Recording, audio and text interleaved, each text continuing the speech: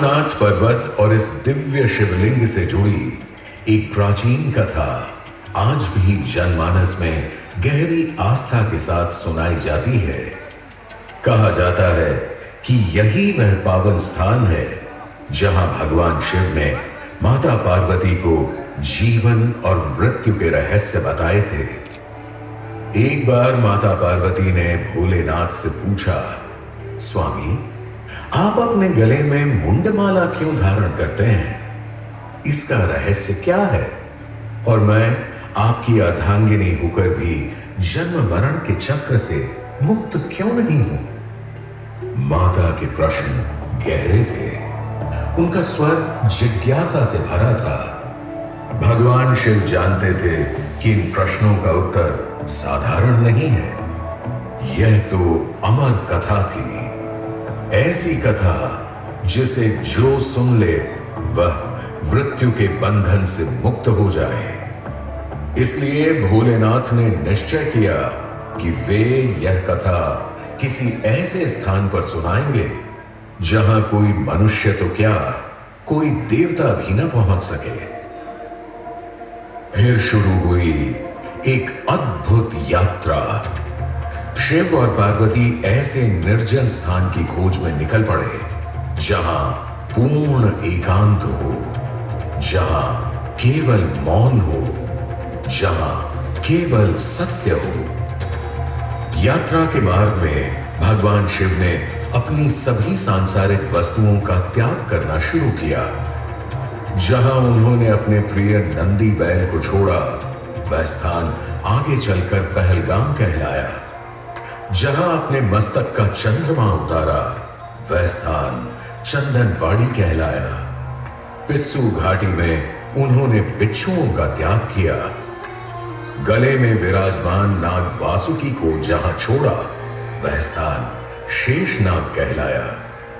अपने पुत्र गणेश को उन्होंने महागुण पर्वत पर छोड़ा और अंत में पंच तत्व धरती, अग्नि, वायु, जल और आकाश को पंचतरणी में त्याग दिया। अब शिव के पास कुछ भी शेष नहीं था, न अलंकार, न साथ, न संसार, केवल शिव, शक्ति और मौन।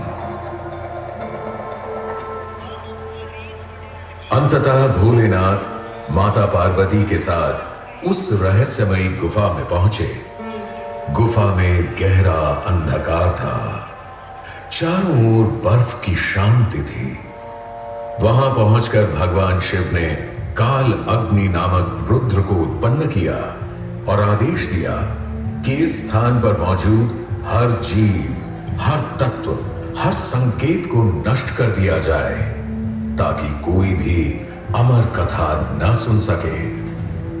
कहा जाता है कि उस समय गुफा में कबूतर के 2 अंडे रह गए। उनमें अभी जीवन उत्पन्न नहीं हुआ था, इसलिए वे नष्ट नहीं हुए। जब चारों ओर पूर्ण शून्यता छा गई, तब भगवान शिव ने माता पार्वती को अमर कथा सुनानी शुरू की। वही कथा जिसने इस पर्वत को अमरनाथ पर्वत बना दिया, वही कथा जिसने इस यात्रा को अमरनाथ यात्रा बना दिया। मान्यता है कि उन अंडों से जन्मे 2 कबूतरों ने भी यह कथा सुनी और वे आज भी अमरनाथ गुफा के आसपास दिखाई देते हैं। कहते हैं मृत्युलोक में इस दिव्य बर्फीले शिवलिंग के प्रथम दर्शन महर्षि भृगु ने किए थे। समय बीतता गया और इस पवित्र स्थान से अनेक मान्यताएं जुड़ती चली गईं। ऐसी ही एक प्रसिद्ध कथा लगभग सन 1840 की मानी जाती है। कहा जाता है कि बूटा मलिक नाम का एक गडरिया अपनी बकरियां चराते हुए इस क्षेत्र में घूमता था। एक दिन उसे एक संत मिले। संत ने उसे कोयले से भरी एक गठरी दी। बूटा वह गठरी लेकर अपने घर लौटा, लेकिन जब उसने गठरी खोली तो वह चकित रह गया। कोयले की जगह उसमें सोने के टुकड़े थे। हैरान और उत्साहित बूटा उसी स्थान पर वापस दौड़ा जहां उसे संत मिले थे, लेकिन संत वहां नहीं थे। वहां उसे एक गुफा दिखाई दी। जब वह गुफा के भीतर गया तो उसके सामने बर्फ से बना दिव्य स्वयंभू शिवलिंग था। वह दृश्य देखकर बूटा मलिक मंत्रमुग्ध हो गया। उसने यह बात सबको बताई और फिर शुरू हुई अमरनाथ धाम की पवित्र यात्रा। अमरनाथ पर्वत हिमालय की महान पर्वत श्रृंखला का अभिन्न हिस्सा है। चारों ओर बर्फ, ऊंचे पहाड़, ठंडी हवाएं और कठिन रास्ते। यह यात्रा आसान नहीं है, इसलिए यह यात्रा सामान्यतः जून से अगस्त के बीच ही संभव हो पाती है। बद्रीनाथ और केदारनाथ की तरह अमरनाथ यात्रा भी अत्यंत कठिन और तपस्या जैसी मानी जाती है। श्रद्धालुओं की सुविधा और सुरक्षा के लिए सन 2000 में जम्मू कश्मीर सरकार के कानून के अंतर्गत अमरनाथ श्राइन बोर्ड का गठन किया गया। इस बोर्ड का कार्य है यात्रियों के लिए भोजन, निवास, चिकित्सा, सुरक्षा और आपदा प्रबंधन की उचित व्यवस्था करना। हर वर्ष लाखों श्रद्धालु इसी व्यवस्था के सहारे इस पवित्र यात्रा को पूरा करते हैं और बर्फ से बने स्वयंभू शिवलिंग के दर्शन करते हैं। यह यात्रा केवल पहाड़ों की यात्रा नहीं है, यह केवल शरीर की परीक्षा नहीं है, यह भीतर उठते भाव की यात्रा है। अमरनाथ की ओर बढ़ता हर कदम भक्त को उसके अहंकार से दूर ले जाता है।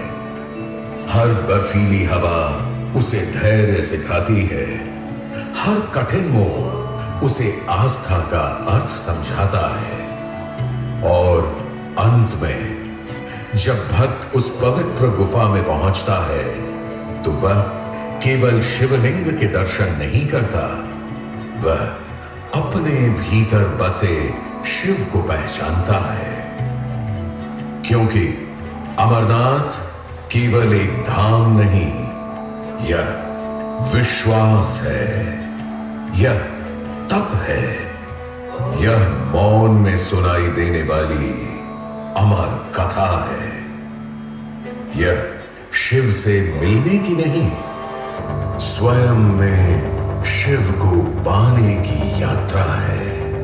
हर हर महादेव।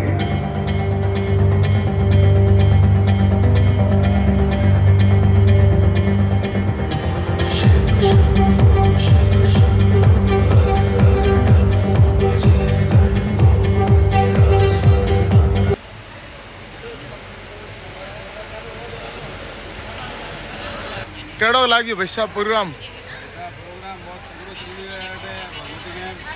जम्मू कश्मीर में बहुत तगड़ो प्रोग्राम चल रहा है। अटे भोजन भी, खाना भी, रहने भी वगैरह भी सब व्यवस्था है। आप व्यवस्था बनाए रखो। बहुत मस्त व्यवस्था कर रखी है। फौजी भाई की फुल सिक्योरिटी है। बहुत अमरनाथ व्यवस्था वास्ते फुल सिक्योरिटी है साहब। अच्छा, धन्यवाद साहब। शिवलिंग आपको कैसा लगा? शिवलिंग बहुत अच्छी है। शिवलिंग इस बार ज़्यादा गर्मी के कारण पिघल चुका है, इसीलिए आप श्रद्धा रखिए। बहुत अच्छी यात्रा होगी, सबसे अच्छा रहेगा।